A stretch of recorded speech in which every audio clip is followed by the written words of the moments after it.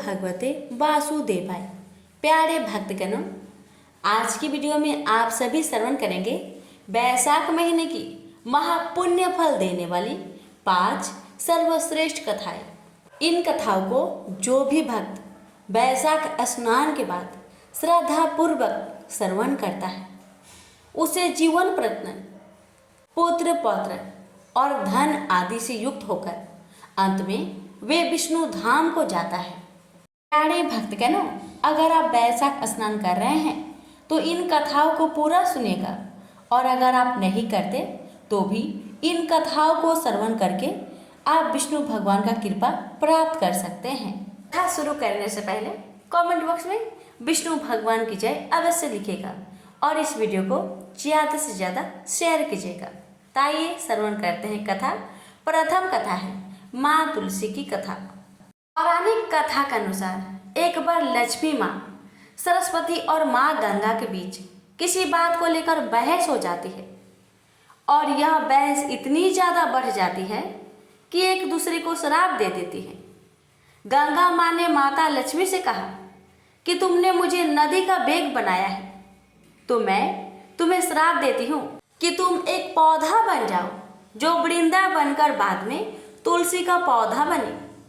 तभी वहाँ माँ पार्वती आ जाती है और कहती है कि आखिर आप लोग एक दूसरे से क्यों लड़ रहे हो। माँ गंगा कहती है कि लक्ष्मी मेरे ऊपर हंसी है, इसलिए मैंने श्राप दे दिया। इस बात पर माँ पार्वती कहती है कि आप लोग ने गुस्से में एक दूसरे को श्राप दे दिया, लेकिन इस बात का भान है कि आप श्राप के कारण कितना कष्ट झेलना पड़ता है। माँ पार्वती कहती है कि 84 लाख योनियों में से 20 लाख योनियाँ वृक्ष और पौधे की है। लक्ष्मी, तो आप बताइए कि एक बार पौधे के रूप में धरती में जाने के बाद आपको वृक्ष या पौधे के रूप में किस किस योनि पर रहना पड़ेगा। माँ लक्ष्मी को अपने भूल का पछतावा हुआ और उन्होंने माँ पार्वती से सहायता मांगी और कहा कि कुछ ऐसा ही हो सकता है कि 20 लाख योनियां में से एक बार मैं ही छूट जाऊं। ऐसे में माँ पार्वती ने कहा कि इस शाम का हल मेरे पास तो नहीं है, लेकिन इसका हल महादेव ही बता सकते हैं। महादेव ही है जो हर तरह की योनि से छुटकारा दिला सकते हैं। तब माँ पार्वती ने भोलेनाथ से कहा कि कोई ऐसा उपाय बतलाइए प्रभु कि माँ लक्ष्मी तुलसी के बाद किसी अन्य योनि का दुख ना भोगे। तब महादेव ने इस उपाय को बताया। कार्तिक माह में लक्ष्मी जी ने तुलसी की कुआरे के रूप में प्रकट हुई। कहा जाता है कि द्वादशी तिथि के दिन तुलसी के पौधे में लगी मंजरी को तोड़कर शालिग्राम को अर्पित कर दे। ऐसा करने से माँ लक्ष्मी का पौधे की योनि से मुक्ति मिल जाती है और वह किसी अन्य पेड़ पौधे की योनि में नहीं जाती है और मोक्ष पा लेती है। इसके साथ ही ऐसा करने से व्यक्ति को माँ लक्ष्मी का सुख समृद्धि, धन संपदा, ऐश्वर्य का आशीर्वाद देती है। तुलसी मंजरी को भगवान कृष्ण को भी चढ़ाया जा सकता है। ऐसा करने से माँ लक्ष्मी के साथ कृष्ण भगवान प्रसन्न होते हैं। प्रेम से बोलिए तुलसी माता की जय, लक्ष्मी नारायण की जय, श्री कृष्ण भगवान की जय। गणेश जी की कथा। एक बार गणेश जी को भूख लगी तो उन्होंने एक सेठ के खेत से अनाज के कुछ दाने चोरी करके ले आए। बाद में गणेश जी के मन में पछतावा हुआ तो वह पछताव के रूप में सेठ के घर पर नौकर बनकर नौकरी करने लगे। एक दिन सेठ की पत्नी राख से हाथ धोने लगी तो गणेश जी ने उनके हाथ पकड़कर मिट्टी से धुलवा दिए। सेठानी ने सेठ को शिकायत की कि आपके नौकर ने मेरा हाथ पकड़ा था। सेठ ने गणेश जी से पूछा तो गणेश जी कहने लगे कि सेठ जी, ऐसा मैंने इसलिए किया क्योंकि राख से हाथ धोने से लक्ष्मी जी चली जाती है, लेकिन मिट्टी से हाथ धोने से लक्ष्मी जी का आगमन होता है। गणेश जी की बात सुनकर सेठ प्रसन्न हुए कि ये नौकर तो बहुत ज्ञानवान है। कुछ दिनों के पश्चात सेठ ने गणेश जी को सेठानी जी को कुंभ मेला स्नान करा लाने के लिए कहा। सेठानी वहां पहुंचकर किनारे पर बैठकर स्नान कर रही थी तो गणेश जी ने हाथ पकड़कर डुबकी लगवा दी। सेठानी ने इस बार भी सेठ से शिकायत कर दी कि यह नौकर इतने लोगों के बीच में हाथ पकड़कर पानी में ले गया। सेठ जी ने इस बार भी कारण पूछा। नौकर बने गणेश जी कहने लगे कि सेठ जी, सेठानी तो किनारे पर बैठकर गंदे पानी से नहा रही थी। मैंने इन्हें पकड़कर साफ पानी में ले जाकर अच्छे से डुबकी लगवाई, जिससे इन्हें अगले जन्म में राजपाट का सुख प्राप्त होगा। इस बार भी गणेश जी की बात सुनकर सेठ संतुष्ट हो गया। एक दिन सेठ के घर पर हवन की तैयारी चल रही थी। सेठानी काली चुनरी ओढ़कर हवन में जाने लगी तो गणेश जी ने सेठानी को टोका और कहा कि पूजा में काले वस्त्र धारण नहीं करने चाहिए, इसलिए तुम लाल चुनरी ओढ़कर जाओ। सेठानी गणेश जी की बात से नाराज हो गई। सेठ ने सेठानी से कारण पूछा तो सेठानी कहने लगी, अब ये मेरे कपड़ों पर भी रोक टोक करने लगा है। यह सुनकर सेठ ने उन्हें डांटा कि यह कैसी बदमाशी है। गणेश जी कहने लगे कि मैंने तो ऐसा इसलिए किया ताकि सेठानी जी काले वस्त्र धारण कर हवन में ना बैठे। ऐसा माना जाता है कि काले वस्त्र धारण कर शुभ कार्य करने से वह सफल नहीं हो पाता। सेठ सोचने लगा कि गणेश कह तो बिल्कुल ठीक रहा है और उसने सेठानी को लाल चुनरी ओढ़कर हवन में बैठने के लिए कहा। एक बार सेठ जी ने पूजा रखी, लेकिन गणेश जी की मूर्ति लाना भूल गए। सेठ ने गणेश जी से पूछा, आप क्या करें? गणेश जी कहने लगे, मुझे ही मूर्ति के समान विराजमान कर दो। सेठ जी गुस्से हो गए कि पहले यह सेठानी को मजाक करता था, आज तो मेरे साथ ही करने लगा है। गणेश जी कहने लगे कि मैं मजाक नहीं कर रहा, मैं सचमुच मैं गणेश हूँ। इतना कहते ही गणेश जी ने अपना वास्तविक रूप धारण कर लिया। सेठ और सेठानी ने गणेश जी की पूजा की। पूजा के पश्चात गणेश जी अंतर ध्यान हो गए।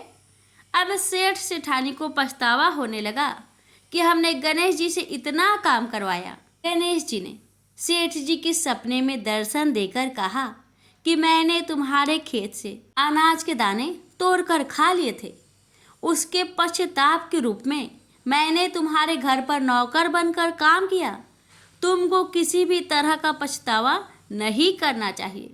गणेश जी की कृपा से सेठ का घर परिवार धन्य धान्य से परिपूर्ण हो गया। हे गणेश जी महाराज, आपकी कथा कहने वाले, सुनने वाले, हुक्कार भरने वाले सभी की परिवार पर अपनी कृपा सदा बनाए रखना।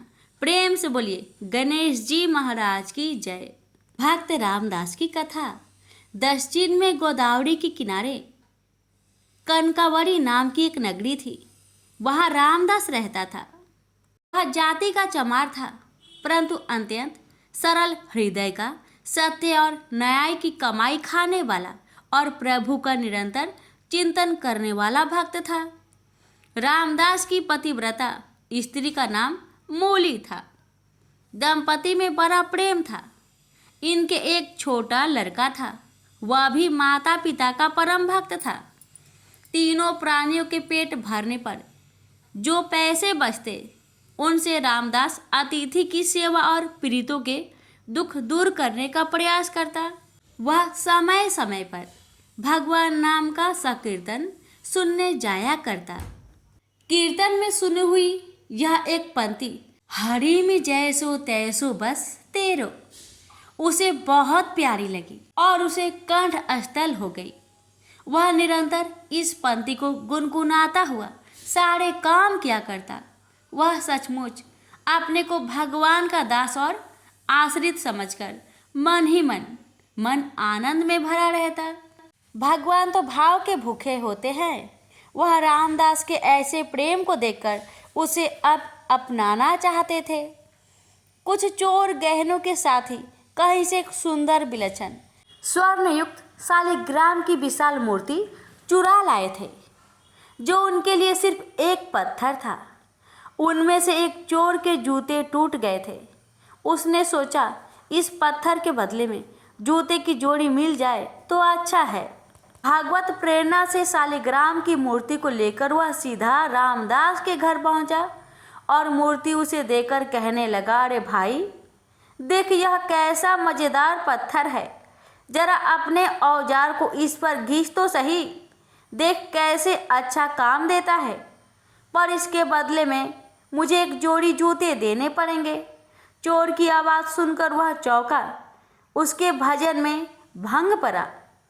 उसने समझा कोई खरीदार है। उसने जूते की एक जोड़ी चोर के सामने रख दी। चोर ने उसे पहनकर दामों की जगह वह मूर्ति रामदास के हाथ पर रख दी। रामदास अभी तक अर्धचेतन आस्था में था। उसने मन तो बस प्रभु के विग्रह की ओर खींचा हुआ था, इसलिए पैसे लेने की बात याद ही नहीं रही। मूर्ति को उसने अपने सामने रख दिया और उसी पर औजार घिसने लगा। भगवान सालग्राम बनकर प्यारे भक्त के घर आ गए। एक दिन एक ब्राह्मण उस तरफ से निकले। सालिग्राम की ऐसी अनोखी मूर्ति चमार के पत्थर की जगह देखकर उन्हें बहुत दुख हुआ। उस समय रामदास उस गोल मूर्ति को पैरों के बीच में रखकर उस पर औजार घिस रहा था। ब्राह्मण ने विचार किया, भला बंदरों को हीरे की कीमत का क्या पता, यह चमार सालिग्राम को क्या पहचाने। उन्होंने मूर्ति खरीदने का विचार कर नजदीक जाकर उससे कहा, भाई आज मैं तुमसे एक चीज मांगता हूँ, तू मुझे देकर पुण्य लाभ कर। यह पत्थर मुझे बहुत सुंदर लगता है, मेरे नेत्र इससे हटाए नहीं हटते। रामदास जी ने ब्राह्मण के इस दीन भाव को देखकर वह पत्थर ब्राह्मण को दे दिया। पंडित जी इस दुर्लभ मूर्ति को पाकर बड़े प्रसन्न हुए। वे उसे घर लाए। उन्होंने कुएं के जल से स्नान किया, फिर पवित्र स्वच्छ वस्त्र पहनकर सालिग्राम भगवान को पंचामृत से स्नान करा। सिंहासन पर पधार कर षोडश उपचार से उनकी पूजा की। पंडित जी की पूजा तो बड़ी विधि से करते थे, परंतु उनके हृदय में दिव्य गुण नहीं थे। उसमें लोभ, ईर्ष्या, कामना, भोग वासना, इंद्रिय सुख की लालसा, क्रोध, बैर आदि दुर्गुण भरे थे। रामदास अशिक्षित था, परंतु उसका हृदय बड़ा ही पवित्र था। उनके मन में लोभ, इच्छा, भोग इच्छा, क्रोध और बैर आदि का नाम निशान भी नहीं था। भगवान सालग्राम ने विचार किया, आहा, जब वह परम श्रद्धा वह भक्ति पूर्वक गीत गोविंद गाता हुआ मेरी मूर्ति पर जल छोड़कर अपना औजार घिसता था, उस समय मुझे ऐसा लगता था मानो कोई परम भक्त मेरा शरीर पोंछ रहा है। जब वह मेरा नाम संकीर्तन करता हुआ मूर्ति को पैर पर रखकर उस पर चमड़ा रखकर काटता था, तब मुझे ऐसा लगता मानो मेरे अंगों पर कोई भक्त चंदन कस्तूरी का लेप कर रहा है। अवश्य ही उसको मेरे यथार्थ स्वरूप का ज्ञान नहीं है, परंतु उसने अपनी सरल विशुद्ध निस्वार्थ भक्ति से मुझे बस में कर लिया। मैं जैसा विशुद्ध और निस्वार्थ भक्ति से बस होता हूँ, वैसा दूसरे किसी साधन से नहीं होता। ब्राह्मण की पूजा सच्ची नहीं है, वह मेरा भक्त नहीं है, वह तो अपनी कामनाओं का भक्त है। यह विचार कर भगवान सालिग्राम ने पुनः रामदास के घर जाने का निश्चय किया और रात को स्वप्न में ब्राह्मण से कहा, तू मुझे रामदास के घर पहुंचा दो। ब्राह्मण सुबह ही रामदास के घर सालिग्राम की मूर्ति को लेकर पहुंच गया और उसने रामदास से कहा, रामदास, ये कोई साधारण पत्थर नहीं है, ये तो साक्षात भगवान ही हैं, तीनों लोकों के स्वामी हैं। अब तू बहुत प्रेम से इनकी पूजा करना। ब्राह्मण के वचन सुनकर रामदास की आंखें में आंसू आ गए और वह प्रेम विह्वल हो गया और भगवान से प्रार्थना करने लगा, प्रभु, मैं अति दीनहीन, अनजान, दुर्जन, पतित प्राणी हूँ। रात दिन चमड़ा घिसना ही मेरा काम है। मुझ में न सोच है न समझदार। मुझसे नीच जगत में और कौन होगा। ऐसे पतित पर भी प्रभु ने कृपा की। अब रामदास दिन और रात भगवान के प्रेम में कभी रोता और कभी हंसता तो कभी नाचता अब तो उसे एक ही रट लग गई। नाथ, अब मुझे दर्शन दो। पहले तो मुझे पता ही नहीं था, पर आपने ही मेरे हृदय में ये आग लगाई है। मैंने तो ना पहचान कर आपकी मूर्ति का निरादर किया, पर आप मुझे नहीं भूले और ब्राह्मण के द्वारा अपना स्वरूप बताकर मेरे घर आ गए। यदि दर्शन नहीं देते थे तो ये सब क्यों किया? एक बार अपने सावड़े सलोने चांद से मुखरे की झांकी दिखाकर मेरे मन को सदा के लिए चुरा लो। मेरे मोहन, करुणा की वर्षा कर दो इस कंगाल पर। एक बार दर्शन दो और मुझे कृतार्थ करो। भगवान भक्त वत्सल है, जो एकमात्र भगवान को ही अपना आश्रय मानकर उनसे प्रार्थना करता है तो उसकी प्रार्थना भगवान तत्काल सुनते हैं। उसके ऐसे दिव्य प्रेम को देखकर भगवान से रहा न गया। वे एक वृद्ध ब्राह्मण का रूप धरकर उसके घर आ गए। भगवान ने उसके घर आकर उसकी विरह वेदना को शांत नहीं किया, बल्कि उसकी विरह वेदना को पहले से भी और अधिक बढ़ा दिया और उससे कहा, अरे भाई, भगवान का दर्शन कोई मामूली बात थोड़ी ही है। बड़े बड़े देवता, योगी मुनि अंतकाल तक तप, ध्यान और समाधि करने पर भी जिनका दर्शन नहीं कर पाते, तुझ जैसे मनुष्य को उनके दर्शन कैसे हो सकते हैं? यह सुनकर रामदास की आंखों से झरझर आंसू बहने लगे। उसने कहा, हे देव, मैं क्या करूं? मुझसे रहा नहीं जाता और मेरा यह दृढ़ विश्वास है कि मेरे नाथ दीन बंधु हैं, दया के अपार सागर है। मुझे वे दर्शन देंगे और जरूर देंगे। पति कैसे ही रंग रूप का क्यों ना हो, पर पत्नी का पति में अटूट प्रेम होता है। ऐसे ही मैं अपने स्वामी के स्नेह को परख चुका हूँ। यूं कहते कहते रामदास का कंठ रुक गया। ऐसे दृढ़ विश्वास व अनन्य प्रेम को देखकर भगवान से बिल्कुल रहा न गया। वे अपने भक्त को अपने से मिलाकर एक करने के लिए छटपटाने लगे। अकस्मात अनंत कोटि सूर्यों का प्रकाश छा गया। रामदास की आंखें मूंद गई। उसने हृदय में देखा, भगवान मनमोहन त्रिभंगी लाल मुस्कुराते हुए मधुर मधुर मुरली बजा रहे हैं और कह रहे हैं, आ मेरे पास आ, कैसा सुंदर रूप है। वह आनंद सागर में डूब गया। अचानक आंखें खुली, देखता है सामने भी प्रभु का वही दिव्य सच्चिदानंद घन विग्रह विराजमान है। रामदास के आनंद का परवार नहीं रहा। उसकी सारी व्याकुलता सदा के लिए मिट गई। भगवान ने उसे अपने में समा लिया और उसने प्रभु के दिव्य धाम में जाकर नित्य पार्षद का शरीर ग्रहण किया। प्रेम से बोलिए, हरे कृष्णा कृष्ण कृष्ण हरे हरे, हरे राम राम राम राम राम हरे हरे। कथा को शेयर अवश्य कीजिए। भगवान आपकी मनोकामना को पूर्ण करेंगे। अब आइए आगे की कथा सुनते हैं। एक ब्राह्मण था। वह सूरज भगवान का बहुत बड़ा भक्त था। नहाता धोआता कहानी कहता था, पर कुछ कमाता नहीं था।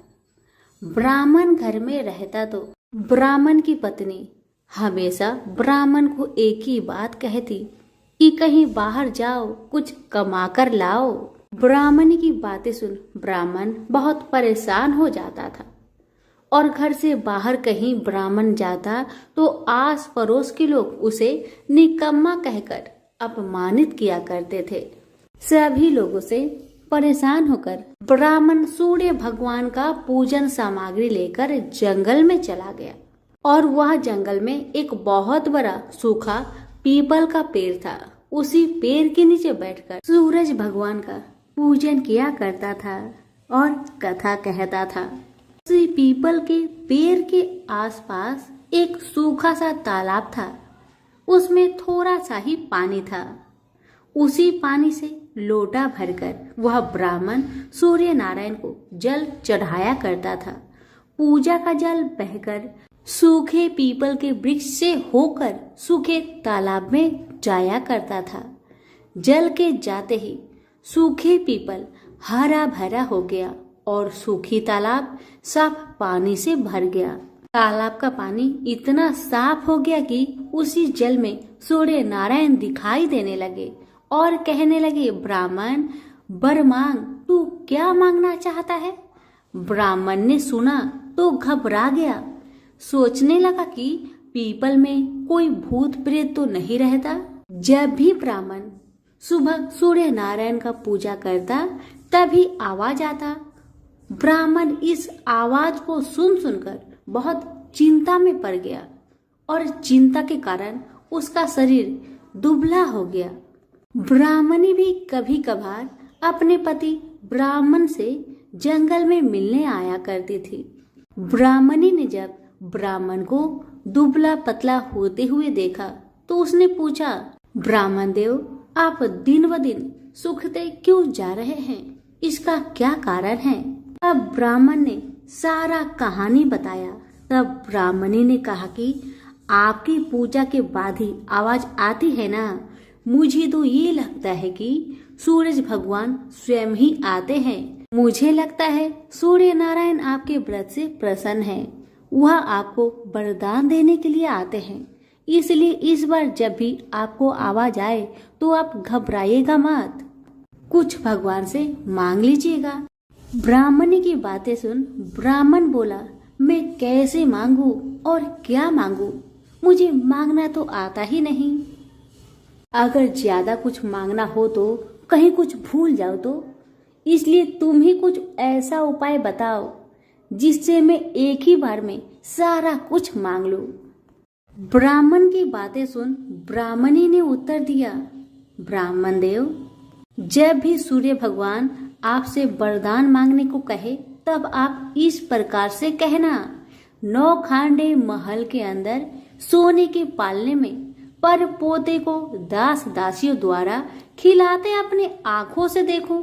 इस प्रकार लंबी उम्र, महल, बेटे पोते, पर पोते और धन सब मिल जाएगा।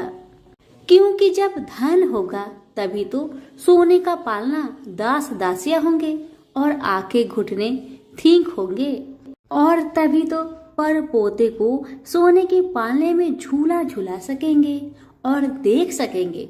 दूसरे दिन पूजा के बाद जैसे ही आवाज आया तो ब्राह्मण ने वैसा ही किया जैसे ब्राह्मणी ने समझाया था।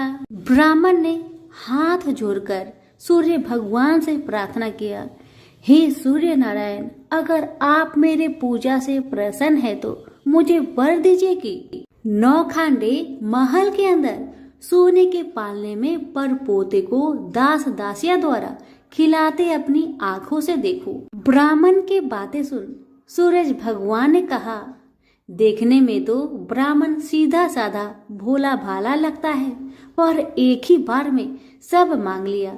सूरज भगवान ने कहा, जा तेरी इच्छा पूरी हो, जो तुमने मांगा तुम्हें अवश्य मिलेगी। ब्राह्मण जंगल से घर आया तो देखा कि उसकी टूटी हुई झोपड़ी की जगह एक 9 खांडा महल खड़ा है। दास दासी आ और जा रहे थे। ब्राह्मण ने उनसे कहा, यहाँ मेरी झोपड़ी और बूढ़ी ब्राह्मणी रहती थी, वो कहाँ गई, क्या तुम्हें पता है?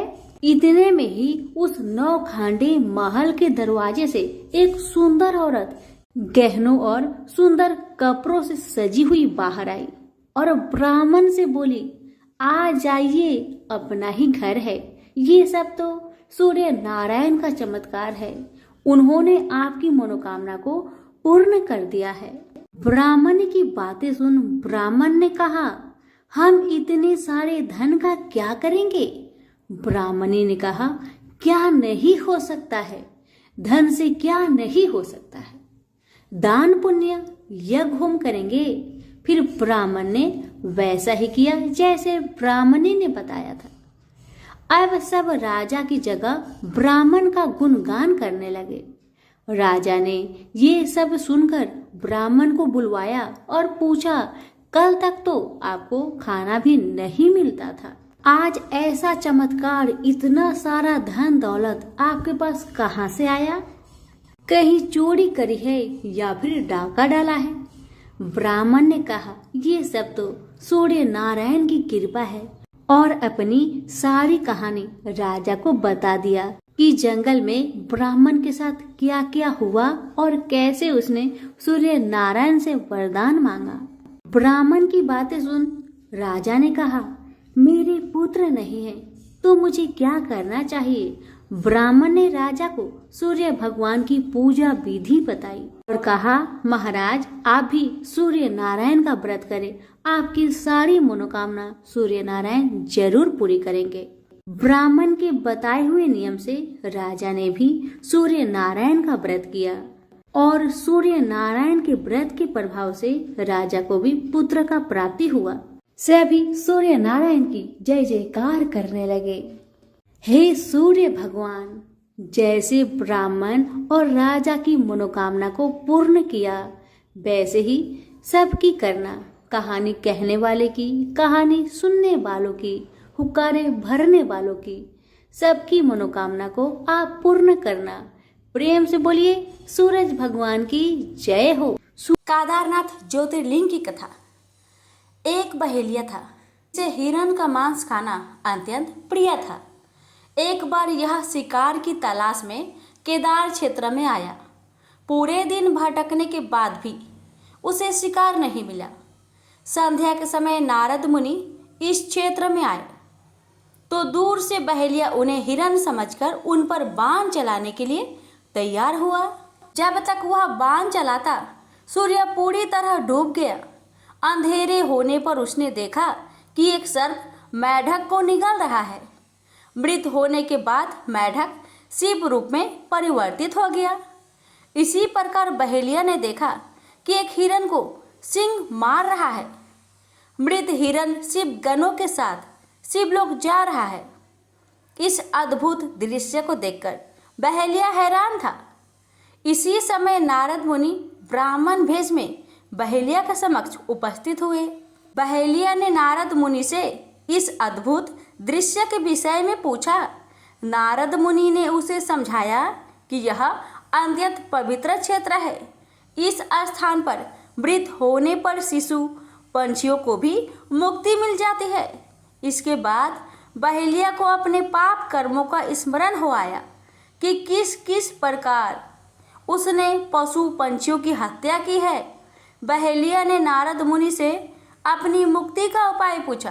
नारद मुनि से शिव का ज्ञान प्राप्त करके बहेलिया केदार क्षेत्र में रहकर शिव उपासना में लीन हो गया। मृत्यु पश्चात उसे शिवलोक में स्थान प्राप्त हुआ। इसे बोलिए उमापति शंकर भगवान की जय। अब सुनिए केदारनाथ ज्योतिर्लिंग की कथा, जो कि शिव पुराण में वर्णित है कि नर और नारायण नाम के दो भाइयों ने भगवान शिव की पार्थिव मूर्ति बनाकर उनकी पूजा एवं ध्यान में लगे रहते। इन दोनों भाइयों की भक्तिपूर्ण तपस्या से प्रसन्न होकर भगवान शिव इनके समक्ष प्रकट हुए। भगवान शिव ने इनसे वरदान मांगने के लिए कहा तो जन कल्याण की भावना से इन्होंने शिव से वरदान मांगा कि वह इस क्षेत्र में जन कल्याण हेतु सदा वर्तमान रहे। इनकी प्रार्थना पर भगवान शंकर ज्योतिर्लिंग के रूप में केदार क्षेत्र में प्रकट हुए। केदारनाथ से जुड़ी पांडवों की कथा। शिव पुराण में लिखा है कि महाभारत के युद्ध के पश्चात पांडवों को इस बात की प्रायश्चित हो रहा था कि उनके हाथों उनके अपने भाई बंधुओं की हत्या हुई है। वे इस पाप से मुक्ति पाना चाहते थे। इसका समाधान जब उन्होंने वेद व्यास जी से पूछा तो उन्होंने कहा कि बंधुओं की हत्या का पाप तभी मिट सकता है जब शिव इस पाप से मुक्ति प्रदान करेंगे।